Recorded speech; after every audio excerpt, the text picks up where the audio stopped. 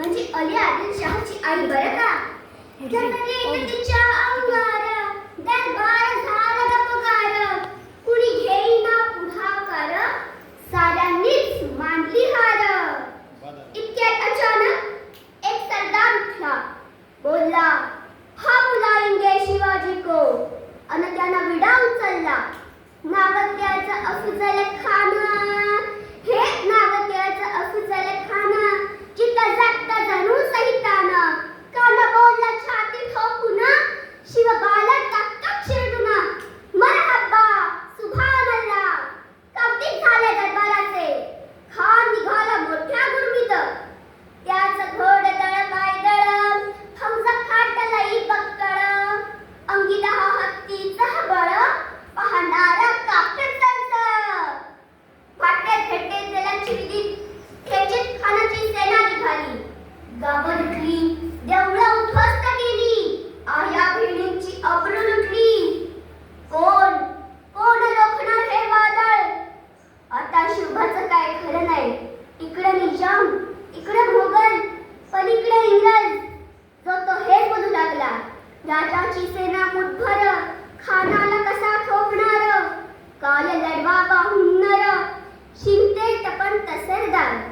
रायबा म्हणतात, महाराज आपला जीव मोलाचा आहे, आपण काही दिवसांसाठी आज्ञास्थळी निघून जा. आऊसाहेब बोलतात, काय म्हणालात रायबा. शिवभा केवळ आमचा पुत्र नाही, तर अवघ्या मराठी जनांचा स्वाभिमान आहे. या मातेने आपला पुत्र गमावला तरी बेहत्तर, पण भ्याडपणे पळून जाऊन या मराठी मुलकाचा स्वाभिमान गमावता नये. अशा वाघिणीचा तो छावा, हा अशा वाघिणीचा तो छावा, गणी मान कसा खेचावा.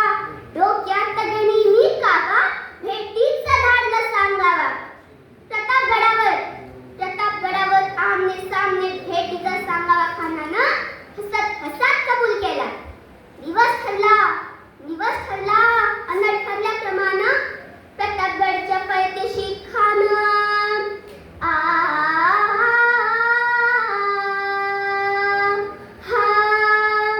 प्रतापगडच्या पायथ्याशी खान, हे प्रतापगडच्या पायथ्याशी खान, प्रतापगडच्या पायथ्याशी खान, आलबी गुमान नाही केला जाण.